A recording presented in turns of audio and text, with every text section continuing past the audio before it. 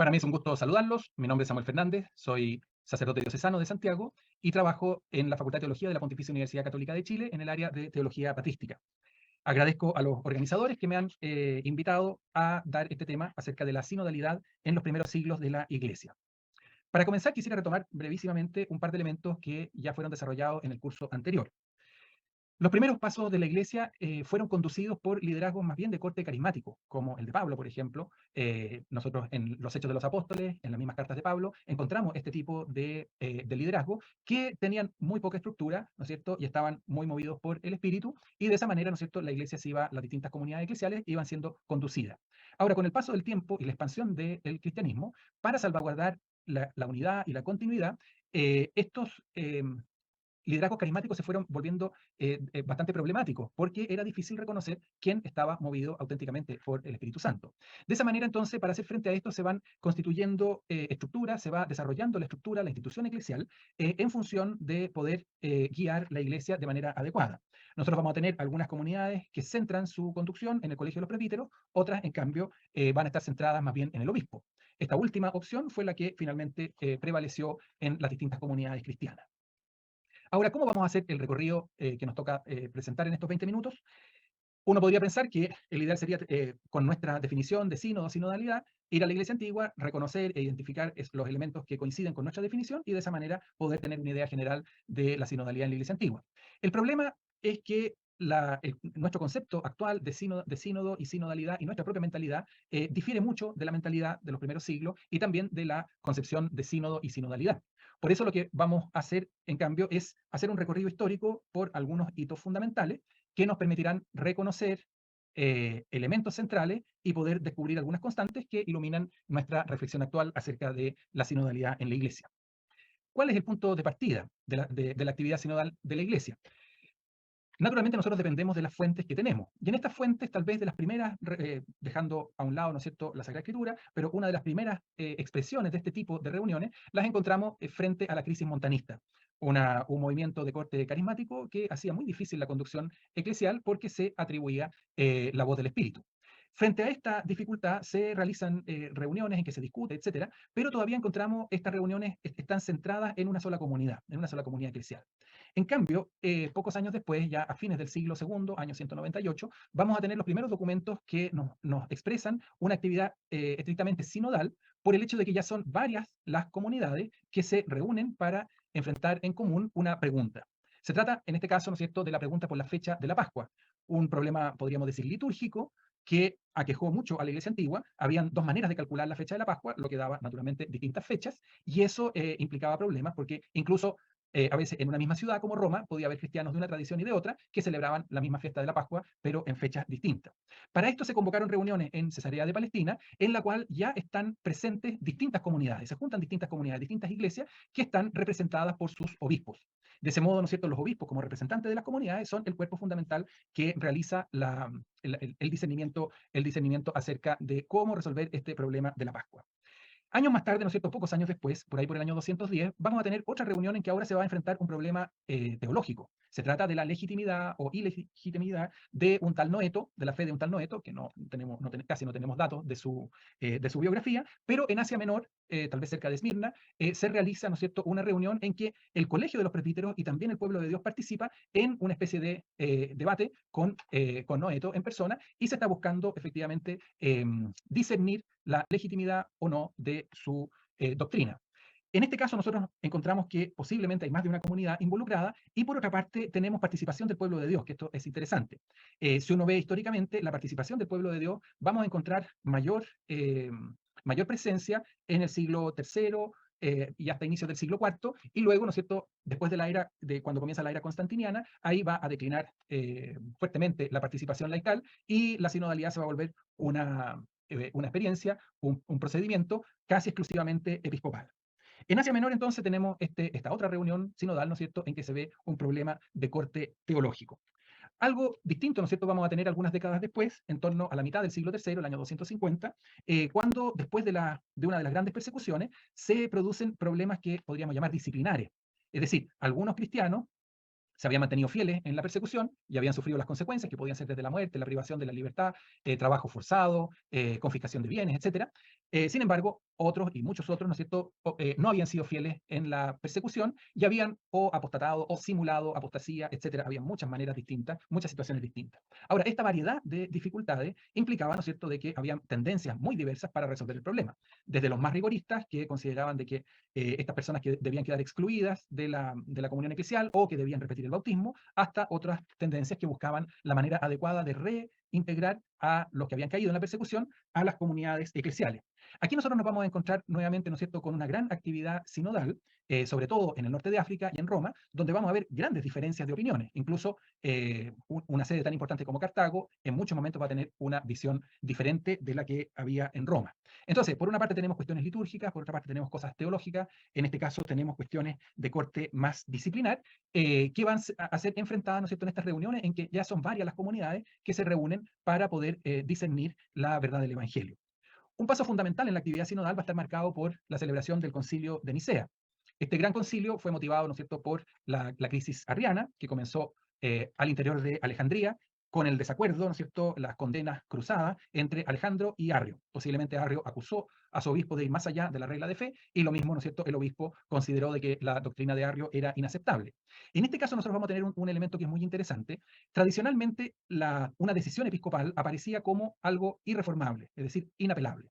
Un presbítero que era condenado por su obispo solamente podía ser readmitido por el mismo obispo, dicen algunos cánones de la Iglesia antigua. Sin embargo, acá nosotros vamos a tener ya un proceso que podríamos llamar un proceso de apelación. Es decir, Arrio es condenado en Alejandría y él se va a Palestina y a Bitinia, y allí se celebran otros sínodos que lo rehabilitan. En Alejandría mismo también se vuelven a celebrar sínodos para condenar a Arrio, pero ustedes se dan cuenta que esto produce una gran confusión. Pocos meses antes del concilio de Nicea hay otro concilio en Antioquía que condena también un grupo de obispos, dentro de los cuales había un obispo de gran renombre como Eusebio de Cesarea. Es posible que el concilio de Nicea de alguna manera haya actuado como una especie de tribunal de apelación para estudiar la fe de Eusebio de Cesarea. Con el concilio de Nicea nosotros vamos a tener una gran novedad, que los mismos obispos que participaron en Nicea, ellos se dieron cuenta de que estaban comenzando una nueva etapa en la actividad sinodal de la Iglesia.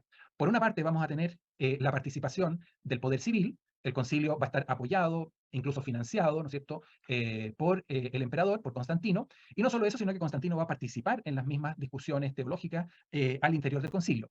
Y por otra parte, la misma paz de la Iglesia con el Estado permitía una reunión no solo regional, sino que al menos con la pretensión de representar a todas las comunidades eclesiales, y por eso el concilio de Nicea se puede llamar un concilio ecuménico, en el sentido de que busca digamos, reunir idealmente a todos los obispos. Sabemos que fueron alrededor de unos 260, 280, no sabemos. Luego se va a establecer como número simbólico el de 318, pero la gran mayoría de estos obispos eran obispos orientales, solo unos pocos occidentales, y un par de presbíteros que fueron enviados por el Papa, que por motivos de edad no estaba en condiciones de ir al concilio. Entonces aquí nosotros tenemos una gran novedad: la participación, el carácter universal, es decir, ecuménico, y la participación del poder imperial, que va a estar en la misma desarrollo del concilio. Posteriormente, nosotros vamos a tener, después del concilio de Nicea, el concilio de Nicea establece un credo al cual integra algunas frases importantes, y resulta muy llamativo el hecho de que lo que se buscaba era una fórmula unívoca, clara, para poder expresar la identidad del Hijo en su relación con el Padre. Y una de las palabras clave va a ser esta consubstancial. Ahora, lo que es interesante notar es que una vez que esta palabra se integra en el credo, es necesario inmediatamente explicarla. ¿Por qué es importante esto? Porque las fórmulas de fe no son palabras mágicas, no son, digamos, no se bastan a sí mismas, sino que deben ser siempre interpretadas, tal como las palabras de Jesús en los evangelios, tal como la Sagrada Escritura necesita interpretación. Asimismo también las decisiones magisteriales o las decisiones de los obispos en un sínodo necesitan también de interpretación. Después del concilio de Nicea se produjo un periodo de gran riqueza y confusión a la vez, ¿no es cierto?, en la actividad sinodal. Aquí una de las grandes preguntas es cuáles son los sínodos legítimos y cuáles son los sínodos ilegítimos. Para nosotros, claro, desde el final de la historia podemos mirar hacia atrás y podemos reconocer la continuidad de la fe católica, ¿no es cierto?, en medio de esta confusión, ¿no es cierto? Algunos la comparan con una batalla naval nocturna, es decir, oscuridad, confusión. Pero van a ser sobre todo Hilario de Poitiers y Atanasio de Alejandría quienes van a dar algunos criterios importantes para reconocer la continuidad de la fe cristiana a través de los sínodos, ¿no? Entonces, por una parte, uno de estos criterios va a ser justamente la coherencia de estos sínodos, pero una coherencia que nuevamente no se da a nivel siempre de la letra, sino que se da a nivel del contenido.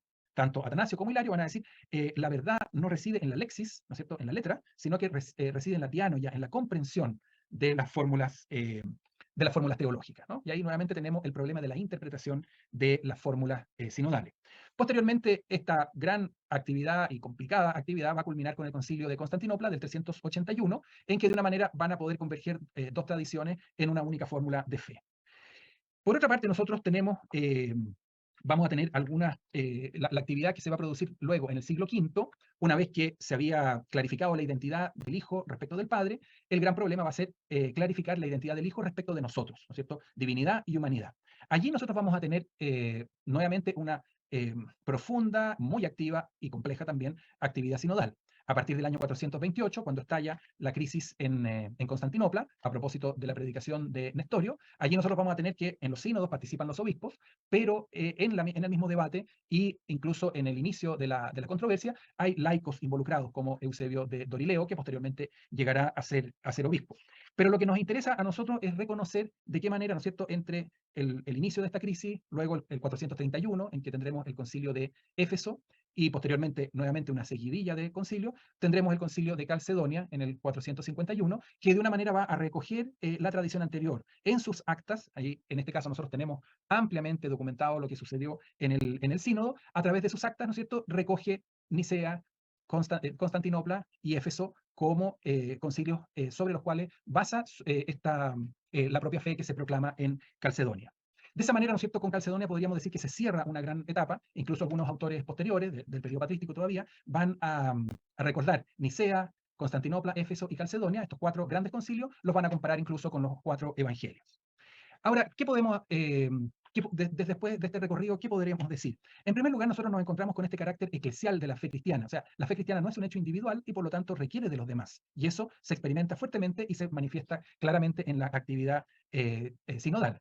Por otra parte, este carácter eclesial implica la participación diferenciada de los distintos actores de la Iglesia. El pueblo de Dios aparece a veces de manera más activa, a veces simplemente representado por el obispo, pero efectivamente, digamos, habiendo una gran diversidad de estructuras sinodales, nosotros podemos decir de que tiende, ¿no es cierto?, a englobar la Iglesia completa, si bien paulatinamente se va centrando en la actividad episcopal. La actividad laical va disminuyendo hasta prácticamente desaparecer. No podemos negar que en toda esta actividad también hay mucha ambigüedad. Nosotros nos encontramos con pugnas de poder, grupos de fuerza, intrigas, etcétera, etcétera. Hay diferenciación, ¿no es cierto?, entre los distintos tipos de sínodos, si son universales, es decir, ecuménicos, o regionales, y finalmente, ¿no es cierto?, lo que decíamos de la necesidad de interpretar los textos sinodales. No es la letra, sino que es el contenido, la comprensión, lo que verdaderamente tiene que estar presente en digamos, en la fe eclesial. Eso es lo que es vinculante.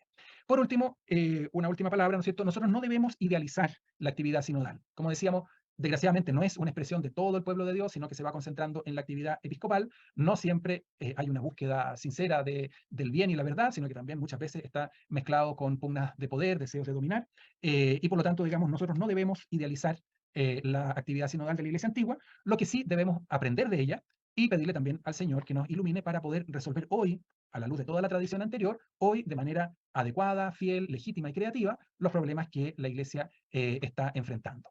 Muchas gracias.